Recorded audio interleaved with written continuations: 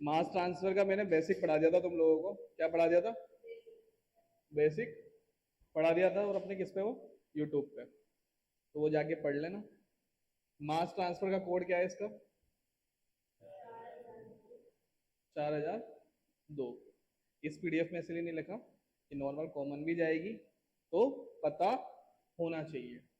Chapter first क्या है अपना? डिफ्यूजन। Chapter one diffusion. तो हम क्या करेंगे, सिलेबस के हिसाब से कवर करेंगे जितना भी कवर होगा। मतलब अब जो भी आगे लेक्चर या सीरीज आएगी वो सब चैप्टर के हिसाब से आएगी, सिलेबस के हिसाब से। कोड नहीं लिखा होगा, लेकिन वहाँ डिस्क्रिप्शन में कोड लिखा होगा, क्योंकि ये सब देखेंगे तो ये जनरली हर जगह आते हैं। तो मास ट्रांसफर क्या होता है? हम्म हाई कंसंट्रेशन से लो कंसंट्रेशन की ओर मास का ट्रांसफर मास ट्रांसफर कहलाता है। कंसंट्रेशन क्या होती है? कल बताया था मैंने। नहीं पता? अब कंसंट्रेशन ही नहीं पता होगी तो कैसे आगे बताओगे? फिर डिफ्यूजन क्या होता है? चैप्टर का नाम डिफ्यूजन पता है? नहीं पता?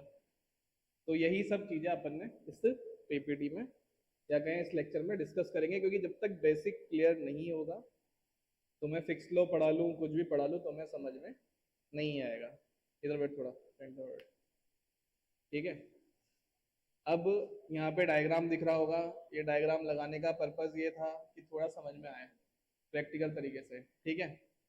चैप्टर फर्स्ट है डिफ्यूजन, जबकि यहाँ क्या होना चाहिए था? Mass transfer. यही थोड़ा सा क्या सिलेबस की हमारी कमी है, जो दूर नहीं कर पा रहे, या कहते हैं कि जोधपुर जो भी हमारा बोर्ड ऑफ टेक्निकल है वो ध्यान नहीं दे रहा। जबकि सबसे पहला इंट्रोडक्शन होना चाहिए चैप्टर। सबसे फर्स्ट चैप्टर क्या रख दिया उन्होंने? डिफ्यूजन। डिफ्यूजन तो आ ही जाएगा ना यार, अगर हम मास ट्रांसफर पढ़ेंगे, फिक्स लॉ पढ़ेंगे, तो उसमें डिफ्यूजन तो आ ही जाएगा। ठीक है।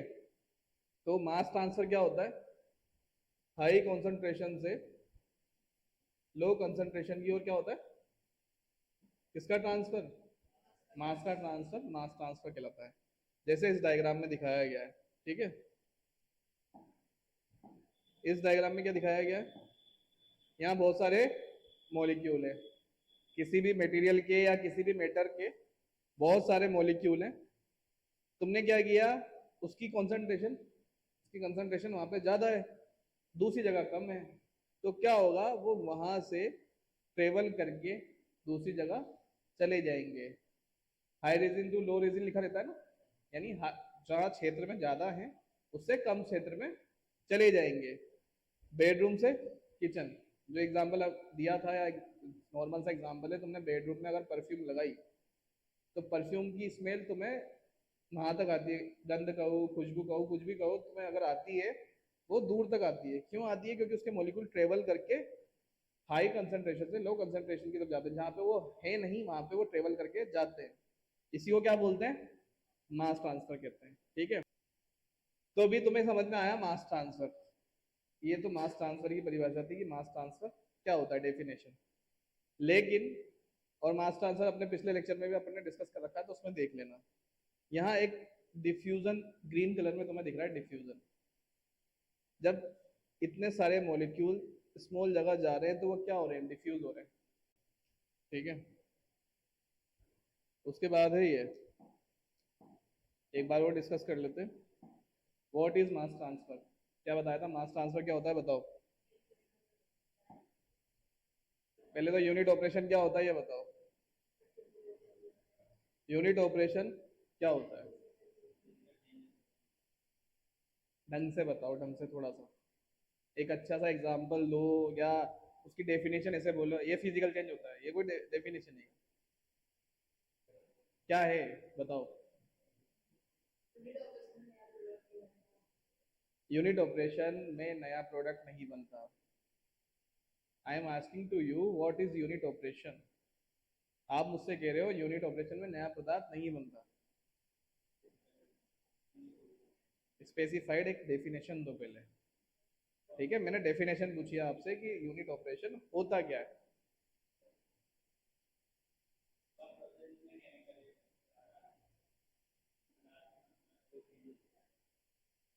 ऐसा ऑपरेशन जिसमें किसी भी मटेरियल के अंदर फिजिकल चेंज नहीं होता। क्या? Chemical change. केमिकल चेंज नहीं होता, ओनली फिजिकल चेंज होता है, उसे यूनिट ऑपरेशन कहते हैं। जैसे कपड़ों का सूखना, उसमें ड्राइंग होती है, और बर्फ का पानी बनना, ये सब हो रहा है फिजिकल चेंज। केमिकल चेंज नहीं हो रहा है तो ऐसी चीज को क्या बोलेंगे? Unit operation. फिर आता है, मैं पूछूं कि कितने पॉइंट्स होते हैं, तब आप मुझसे क्या बोलोगे कि इसमें एक फिजिकल चेंज होता है, ये है, ये वो आपके पॉइंट्स हैं। अब जैसे इसने पूछा व्हाट इज मास ट्रांसफर, तो आपकी पहली लाइन आनी चाहिए मास ट्रांसफर हाई कंसंट्रेशन से लो कंसंट्रेशन की और मास का ट्रांसफर मास ट्रांसफर कहलाता है। मास ट्रांसफर दो तरह का होता है, कौन कौन सा? डिफ्यूजन और कन्वेक्शन, पढ़ा चुका हूँ पिछले वाले में ना। फिर आप, मैं पूछूं इसके पॉइंट्स बताओ, तब आप बताओगे मास ट्रांसफर एक यूनिट ऑपरेशन है। कैसा यूनिट ऑपरेशन है? यूनिट ऑपरेशन है। इसका मतलब फिजिकल चेंज। कौन सा change? Physical change. Chemical industry में यूज होता है। कहाँ यूज होता है मास ट्रांसफर? केमिकल इंडस्ट्री में यूज होता है। डेली लाइफ में भी आप एग्जांपल दे सकते हो, लेकिन यूज कहाँ होता है? केमिकल इंडस्ट्रीज में। मेनली यूज होता है डिस्टिलेशन कॉलम में, ठीक है।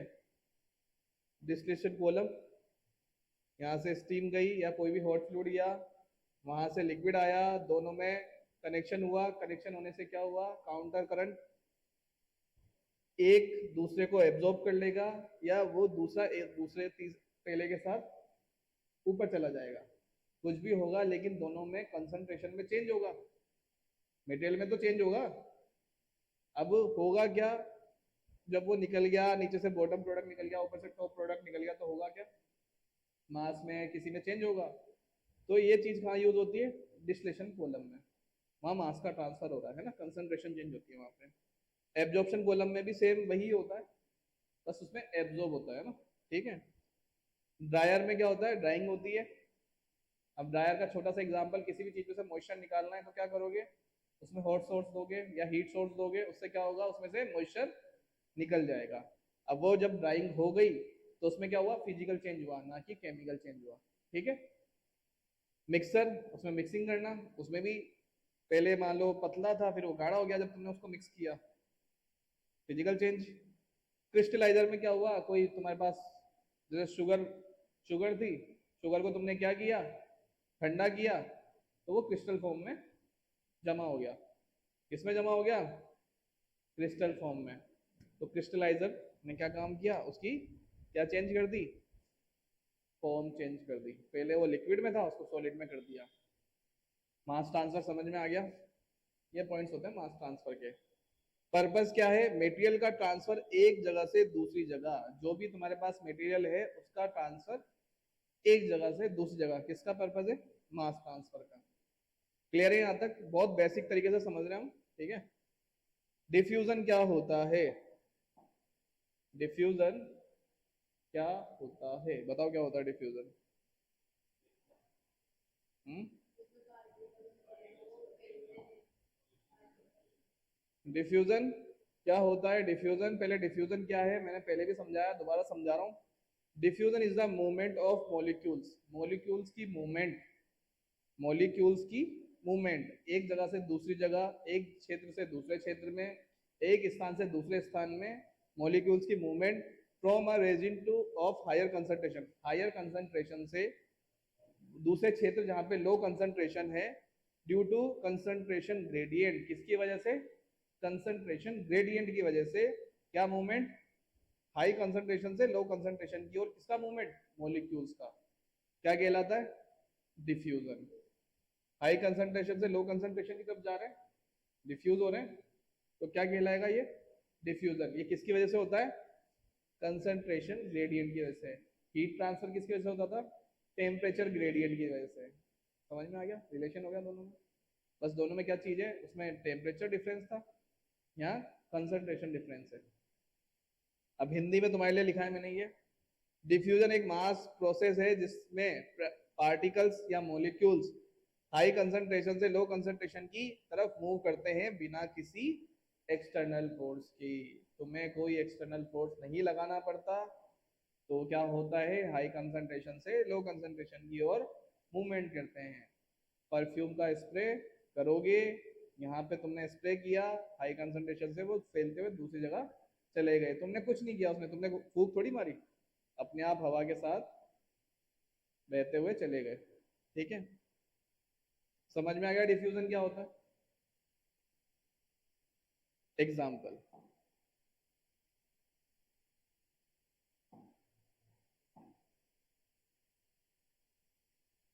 परफ्यूम स्प्रे करते ही उसकी स्मेल पूरे रूम में फैल जाती है। परफ्यूम दिख रहा है, स्प्रे दिख रहा है, दिख रहा है?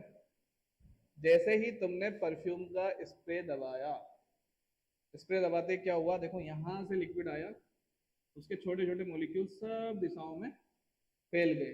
फैलने से क्या हुआ, क्या हुआ फैलने से? उसका डिफ्यूजन हुआ। किसका? मॉलिक्यूल्स का। साफ साफ लिखा हुआ है इसमें कि मॉलिक्यूल्स का एक क्षेत्र से जहाँ हाई कंसंट्रेशन है दूसरे क्षेत्र में जाना, जहाँ लो कंसंट्रेशन है, उसको क्या कहते हैं? डिफ्यूजन। मॉलिक्यूल्स का बोला उसने साफ साफ, है ना। और मास ट्रांसफर क्या होता है? हाई कंसंट्रेशन से लो कंसंट्रेशन की और मास का ट्रांसफर मास ट्रांसफर कहलाता है। परफ्यूम का एग्जाम्पल एकदम सिंपल है, सबसे समझने लायक चीज है। दूसरा थोड़ा एग्जाम्पल लिया उसने लिक्विड फॉर्म में। एक गिलास में पानी लो, उस पानी में तुम क्या करो, इंक डाल दो। तुमने तो इंक यहाँ डाली ना, वो यहाँ तक कैसे आ गई? क्योंकि यहाँ उसकी कंसंट्रेशन ज्यादा थी, यहाँ कम थी। वो धीरे धीरे क्या करेगी, घुलने का प्रयास करेगी, अपने आप घुल जाएगी वो, है ना। ठीक है, समझ में आ गया? इंक को पानी में डालो, धीरे धीरे पूरा पानी कलरफुल हो जाता है। कैसा हो जाता है? कलरफुल हो जाता है। क्लियर है यहाँ तक? एग्जाम्पल समझ में आ गए, मास ट्रांसफर और डिफ्यूजन।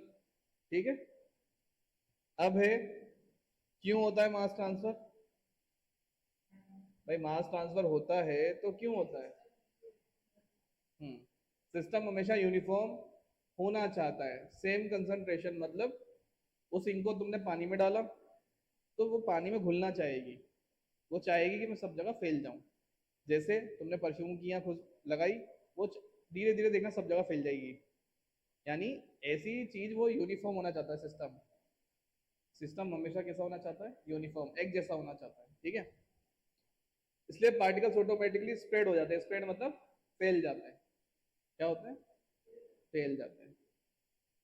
जब किसी मटेरियल में कंसंट्रेशन ग्रेडियंट होता है, भाई अब आ रहा है कि क्यों होता है। ये तो तुम्हें बता दिया, 2 पॉइंट्स हो गए भाई। सिस्टम हमेशा यूनिफॉर्म रहना चाहता है, उसके पार्टिकल्स अपने आप फैलना चाहते हैं, इसलिए डिफ्यूजन होता है। तीसरा पॉइंट है, जब किसी मटेरियल में कंसंट्रेशन ग्रेडियंट होता है। और कंसंट्रेशन ग्रेडियंट क्या होता है? D C upon D Y. क्या होता है? डीसी अपॉन डीवाई को क्या बोलते हैं? Concentration gradient. अब कंसंट्रेशन ग्रेडियंट में डीसी क्या होता है?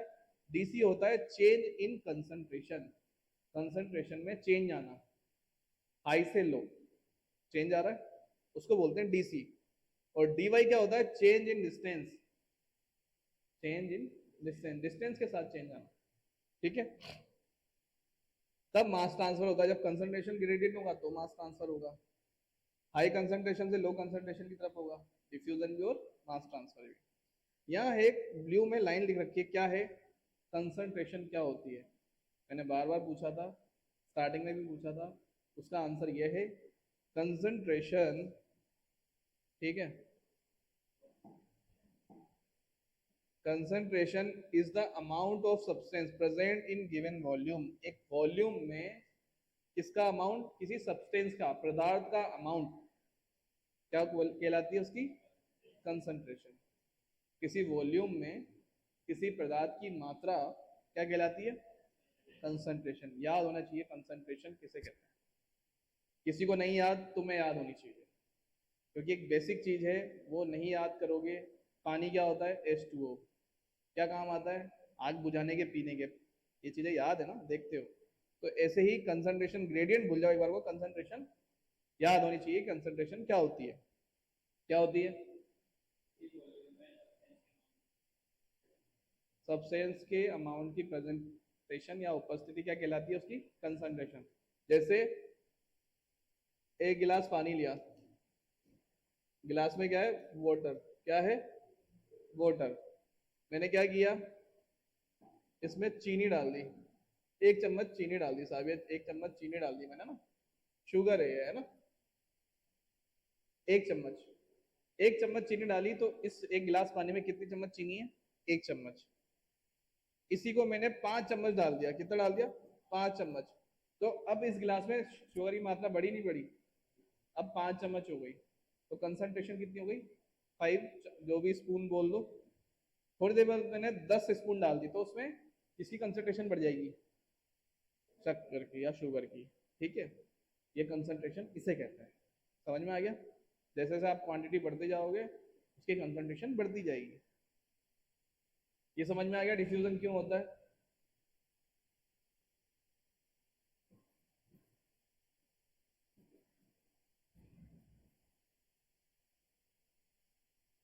रेट ऑफ मास ट्रांसफर किसे कहते हैं, rate of mass transfer, rate of mass transfer किसे कहेंगे। पहले तो मास ट्रांसफर समझ में आ गया किसे कहेंगे,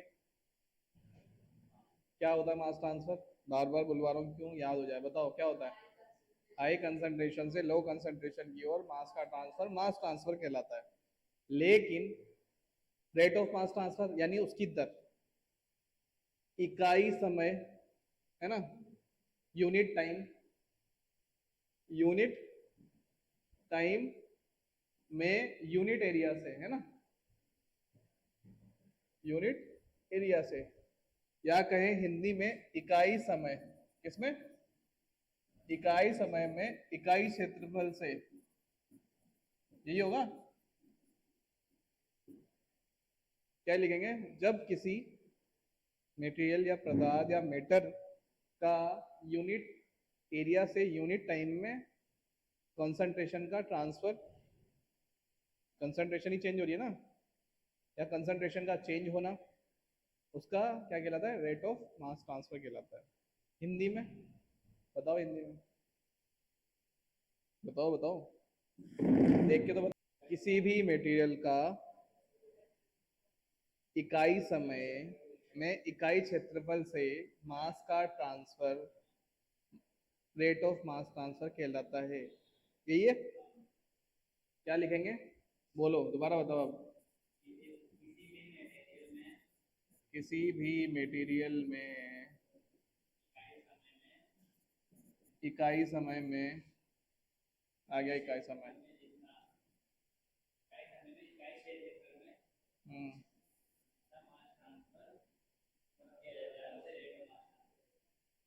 किसी भी मटेरियल में इकाई क्षेत्रफल से इकाई समय में या इकाई समय में इकाई क्षेत्रफल से किसका ट्रांसफर, उस मटेरियल का मास का ट्रांसफर क्या कहलाता है, किया जाता है, तो उसको क्या बोलते हैं, रेट ऑफ मास ट्रांसफर कहते हैं।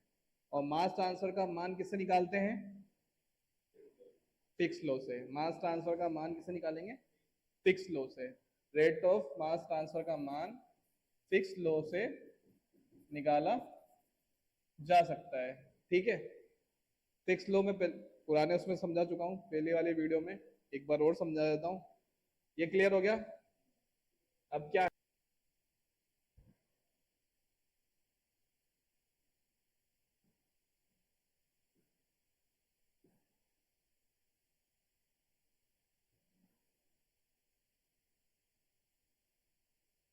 दोबारा पढ़ लेते हैं। फिक्स लॉ क्या होता है, सर जी, सर जी, सर जी, फिक्स लॉ क्या होता है, fix law,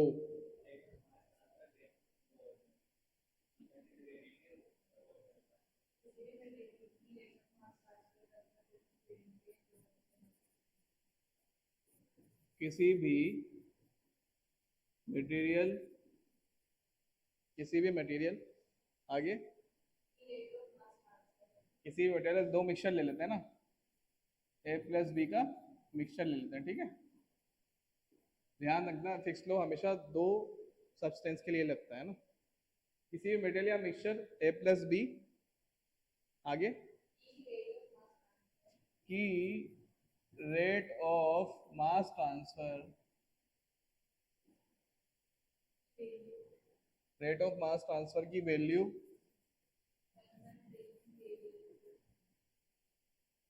concentration gradient, short में लिख देता है ना, कॉन्सेंट्रेशन ग्रेडियंट के क्या होता है, प्रोपोर्शनल होती है, प्रोपोर्शनल या कहें समानुपाती, है ना, समानुपाती, समानुपाती होती है।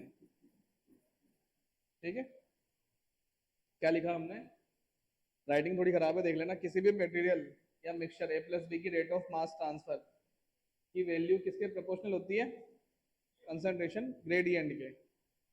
तो क्या है, rate of mass transfer, rate of mass transfer किसके प्रोपोर्शनल होगा, कंसंट्रेशन, कंसंट्रेशन ग्रेडियंट के, किसके, ग्रेडियंट के। ये किसके अकॉर्डिंग है, किसके अकॉर्डिंग है, फिक्स लॉ के अकॉर्डिंग। फिक्स एक साइंटिस्ट था, उसने ये दिया रूल कि रेट ऑफ मास ट्रांसफर यानी किसी भी सब्सटेंस का रेट ऑफ मास ट्रांसफर किसके प्रोपोर्शनल होगा, कंसंट्रेशन ग्रेडियंट के। अब जैसे मान लेते हैं दो मिक्सचर है यहाँ पे A प्लस बी, तो पहले मैं किसको ले लेता हूँ, A को, माना A के लिए, है ना, A सब्सटेंस के लिए, A सब्सटेंस किसी ना किसी में डिफ्यूज होगा, मास ट्रांसफर उसका होगा, किसी एक की कंसंट्रेशन ज्यादा होगी, किसी एक की कंसंट्रेशन ज्यादा होगी तो क्या होगा, कंसंट्रेशन ज्यादा होने से ट्रांसफर कहाँ होगा, हाई कंसंट्रेशन से लो कंसंट्रेशन की ओर। तो माना A के लिए, तो एन ए क्या है, rate of mass transfer proportional to concentration gradient क्या होगा, C A upon D Y. C A क्या है, सी क्या है, कंसंट्रेशन, ए को ले रहे हैं तो डी सी है। फिर यहाँ माइनस का साइन क्यों आएगा, माइनस का साइन क्या दिखाता है कि मास ट्रांसफर कहाँ से हो रहा है, हाई कंसंट्रेशन से लो कंसंट्रेशन की ओर। कहाँ हो रहा है, हाई कंसंट्रेशन से लो कंसंट्रेशन की ओर। क्लियर है यहाँ तक, क्लियर है। तो क्या लिखा हमने, N A proportional to minus D C A upon D Y. D Y भी लिख सकता हूँ, डी एक्स भी लिख सकता हूँ, क्योंकि वो किसी एरिया में या डिस्टेंस में हो रहा है ना, डिस्टेंस में हो रहा है।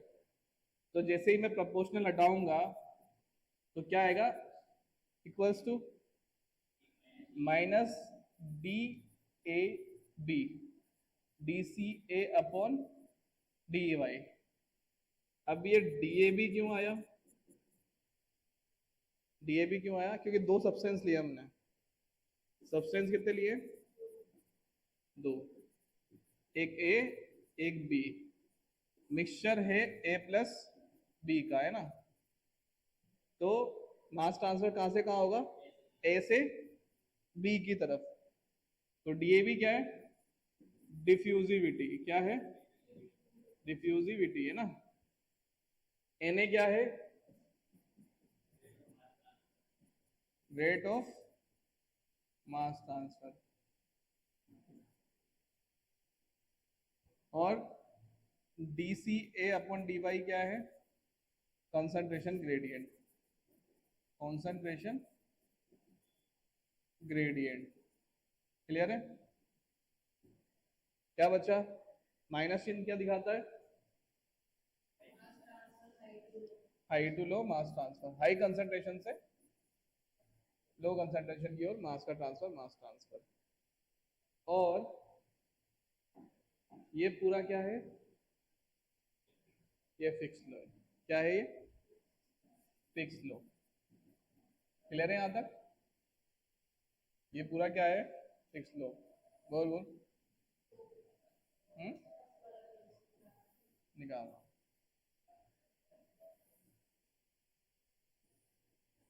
ठीक है। क्लियर है यहां तक, क्लियर है, ठीक है। फर्स्ट वाला पेज निकालो।